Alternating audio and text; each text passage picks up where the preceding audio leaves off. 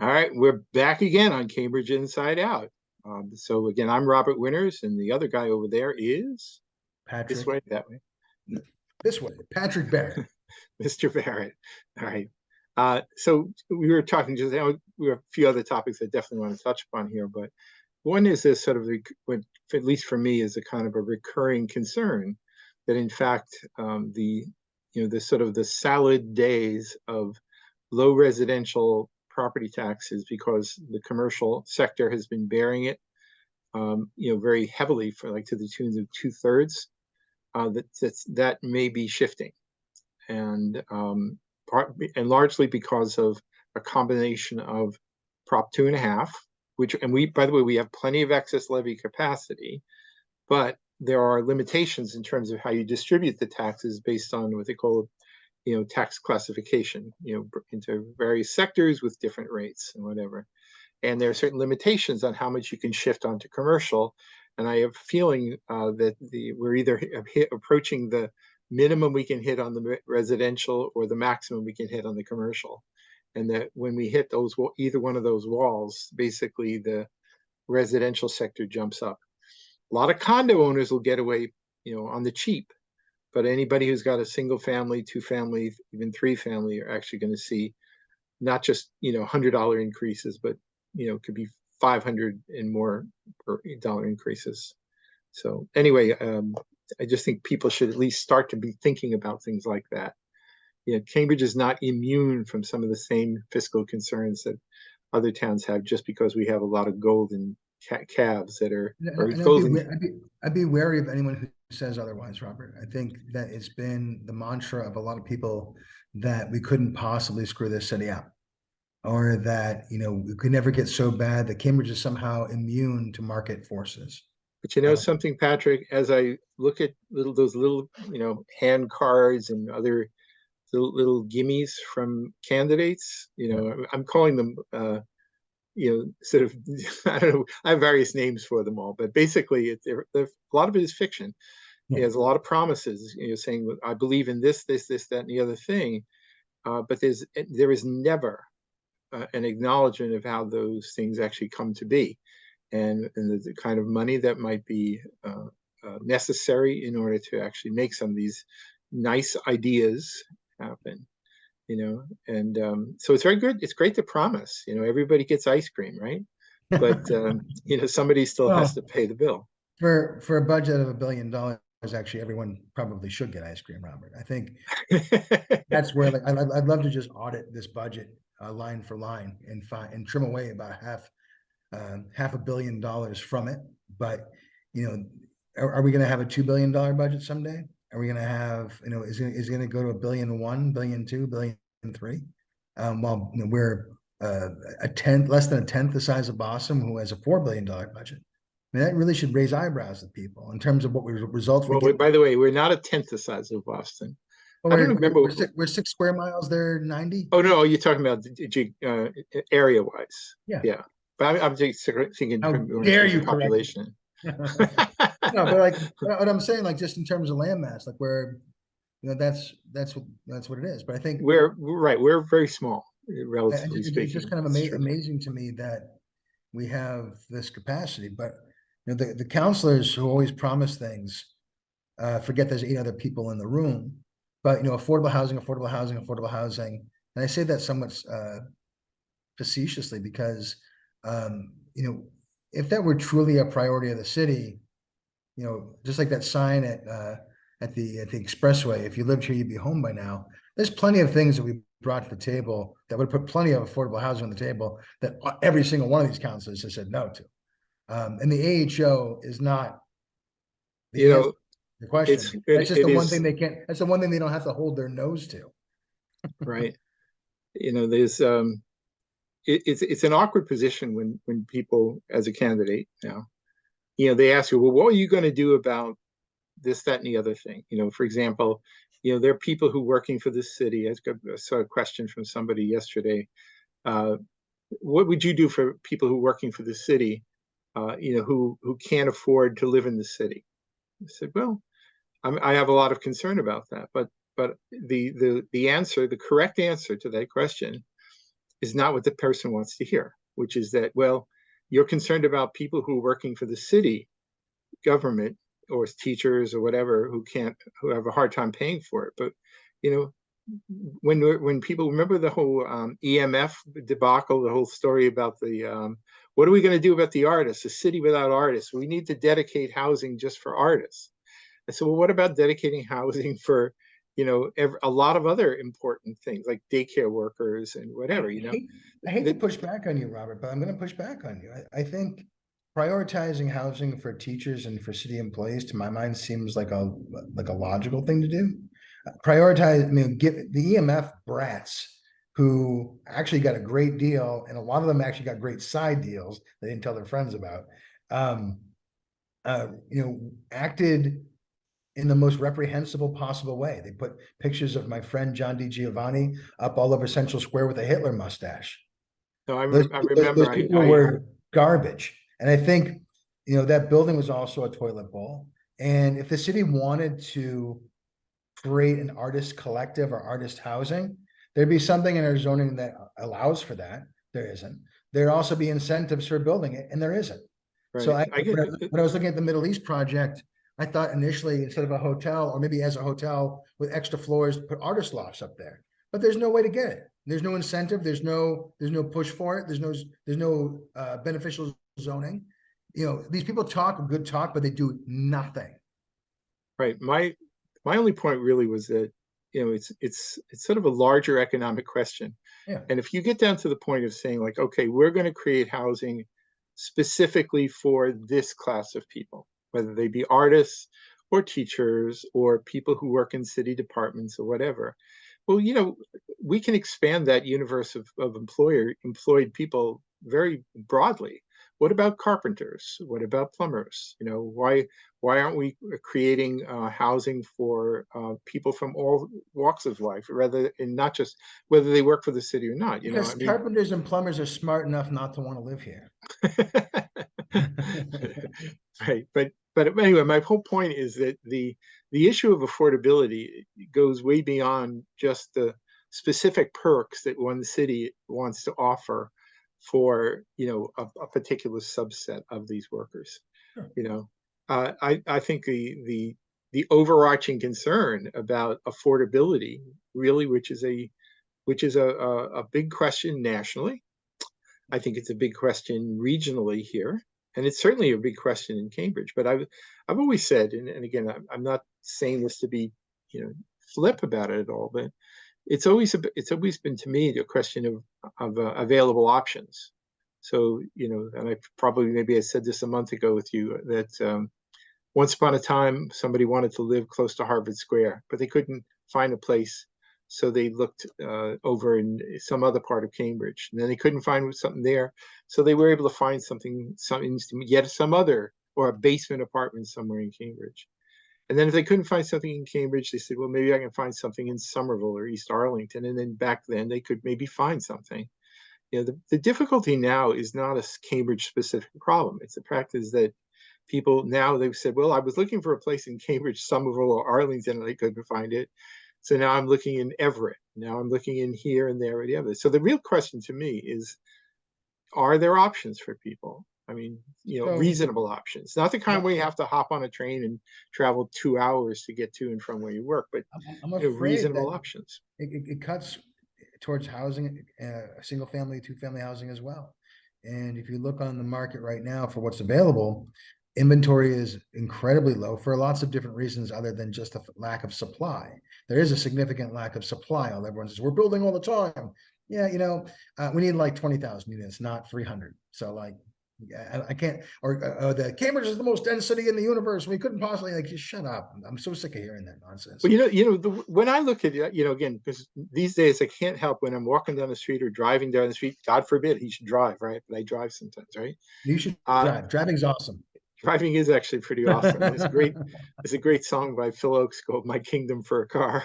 And I'll tell a little story, which is that on Saturday, after sadly I went up to the service for Denise Simmons's daughter who had passed away. Denise is really an amazing person. The difficult she's had to face. I can't even Uh, imagine. she's something else. But afterwards, I didn't stay for the whole service, but I decided I was going to go for a walk along the Neponset River. And I said, all right, let me be a good doobie. I'm going to hop on the red line and I'm going to get there. Now, you can go on Google Maps and you can get directions. Say, if you hop in a car and go down there and you take, the major roads, you can get there in 18 minutes. I hopped on the red line, took me about an hour and 18 minutes. So what's the lesson here? Is that you can say how everybody should take public transportation and that somehow automobiles are a terrible, terrible thing. But when you're faced with 18 minutes versus an hour and 18 minutes, I'm sorry, but you're not going to convince me that I an mean, automobile is a terrible thing.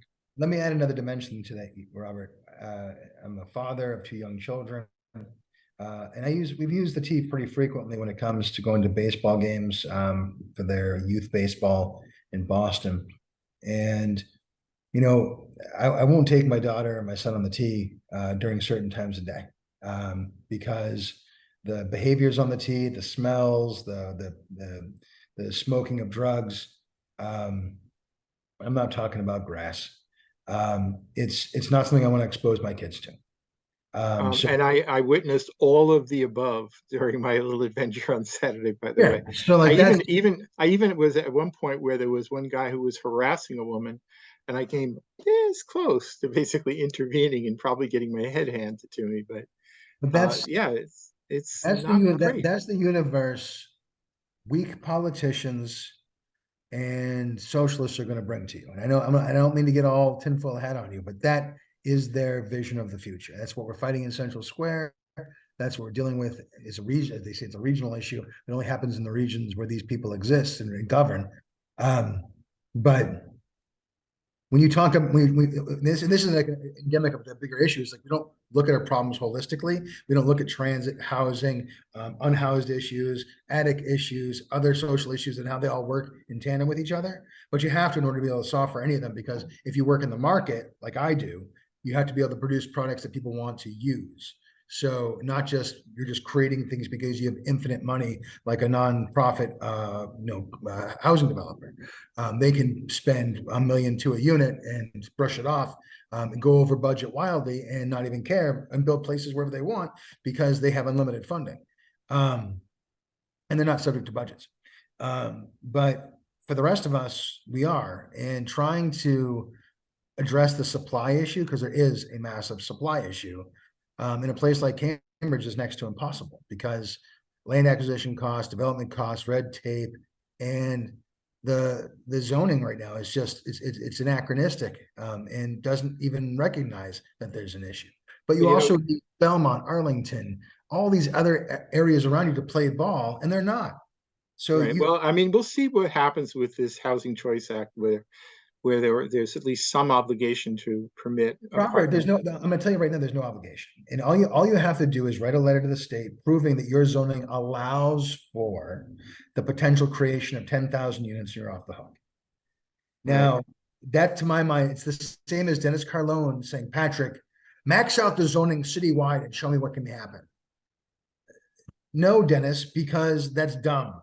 And it's only designed to trigger people. And that's why you asked me to do it. But the reality is that couldn't possibly happen in any universe, not even in the multiverse, Robert, where, I hear people live today, but like, there's no universe, Earth 27, that could exist. So it's a pointless exercise. But for the purposes of proving to the state that you comply, I saw the letter that Iran wrote to the state. That's all they had to do. And say, I know. Well, I mean, part of that is just a recognition of the fact that Cambridge, except for I mean, some of the ABC people will lose their mind or lunch over the fact that there's still some single family districts in the city. But for the most part, Cambridge is already very much a multifamily kind of city. yeah, And so, it's like 92%. hitting a softball, in terms of meeting the criteria of that It's act. virtue signaling, Robert. It's virtue signaling. It's Yeah. nonsense. I know, just as much as I hated you hippies from the 60s, I hate these new, whatever the hell they are, in the 23s. Everything they have is without substance. So like, get rid of single family housing, it's exclusive zoning, and setbacks are racist. And you're like, I just need you all just to be so quiet and actually listen for a Well, minute and develop a zoning plan that actually works. They don't want to do that. I'm sure this will make me no friends with the ABC crowd, It but makes you no friends hanging out with and me, buddy. by the way, this coming Saturday there is like multiple candidate, kind of a joint candidate event, and unfortunately it's in Zoom for a bunch of the organizations, and then the ABC group is on the following Tuesday, so a week from today, over at the Foundry. So it'll be kind of interesting. But they only want to tolerate people who are in 100% agreement with them. Yeah. So for example, I mean, I happen to be a person who feels that the city is actually enriched by the diversity of housing styles and choices around the city. I like the fact that there are some really kind of beautiful, amazing buildings that are yes, they may be single family, but they're also fabulous, and it's a great thing. And I also like the fact that there are some neighborhoods that are, chock-a-block, all dense too. But we can be a lot of things. You don't have to be one standard based on some ideology. I find that these ideologues are particularly joyless. They don't see they derive their joy, it seems, from either finding ways to segregate people, or based on ideas or race or whatever, or martyring themselves. And that seems to be their only two sources of happiness. Well, I think I would liken it a little bit to the French Revolution crowd, where, it's sort of like we have decided who the aristocrats are, and we have to, go off with their heads. Now, Yeah. mind you, listen, I've been around Cambridge long enough, and I've been to some of the tonier parts of town and some of the less, fancy parts of town as well. It's all good, there's no terrible parts of Cambridge anymore. It's fine. But this notion that somehow because a person is living in a single family home in one of the parts of town, that they somehow need to be brought, put in the back of a cart and rolled up to the guillotine, is to me really offensive. To me, they seem like a bunch of Maoists. And I know that's going to get me in even more trouble, but like it's like a cultural revolution, but cultural revolution light, because I don't think they have the cojones to really drag me out of my house. I wish they did. Sometimes I would revel in that fight. But I think one other point I was going to make though is that over the years, maybe because there were some former industrial zones which are rapidly disappearing. I mean, I think what the last frontier is, what, the quadrangle, which I do not like when people call it the quad, like these little Princeton grads referring to the quadrangle as it's the quad. Isn't that where you hit the hacky sack? Yeah, that's right. That's right. We play hacky sack out in the quad. Yeah. But it was called the quadrangle, was the alewife triangle, the alewife quadrangle. If you actually read a little bit about the history of, studies for developable sites, you'd know all of this language, So you can tell the people who don't know much from just their language half the time. But the thing is that those were places that were former industrial. They weren't going to be manufacturing the same kind of heavy manufacturing that once existed. So they were perfect sites to be repurposed into housing sites. And that really did happen in great ways. So we were able to produce, really thousands and thousands of units of housing, basically by making use of sites which were really no longer industrial. And then they were really great for doing housing development, and one of the things I'm sure you know this one, but I wrote a little essay. It was a little photo essay some years ago. It was called, what was it called? It was like Central Square. It was a square. It's like completing the square, I called it. And it was basically it's just an opportunistic walk through Central Square with a camera, taking pictures of little low-scale buildings that were little one-stories, and saying, this really there should be something more here. Yeah. Now if people in the city, the community development department, and if city councilors would spend a little bit of time just walking and saying, this could use some more. Robert, this is you're too kind. You're too generous, because they have walked through. But what they do is they come in with this sort of top-down thing, like their various versions of the affordable housing overlay. By the way, AHO 2.0, if that doesn't fly, they'll make AHO 3.0, and I don't know where the hell they're going to be going with this. AHO 2.0 is guaranteed to pass, guaranteed. Right, which to me is a real shame, because to me this is not an answer. This is a top-down approach to something that should be done much more thoughtfully. it's a sidestep to actually addressing the problem.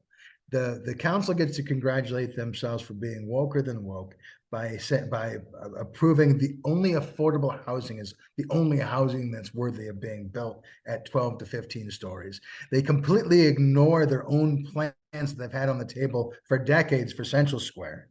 And you know, in an election season, the ABC kids get to flap their flippers and throw them a sardine to the tune of counselors who, for no reason at all, have decided to bring this to the table because according to them, affordable housing developers are having a difficult time building things. And it's nonsense. It's total fabricated nonsense. Kudos to the few affordable housing developer guys. I know those guys had to show up and support this thing because they owe their allegiances, but like none of them asked for this. None of them. So like that we're doing this and this is our housing strategy. This is where CDD needed to step in and say, guys, this is No, not well, no, how we do it.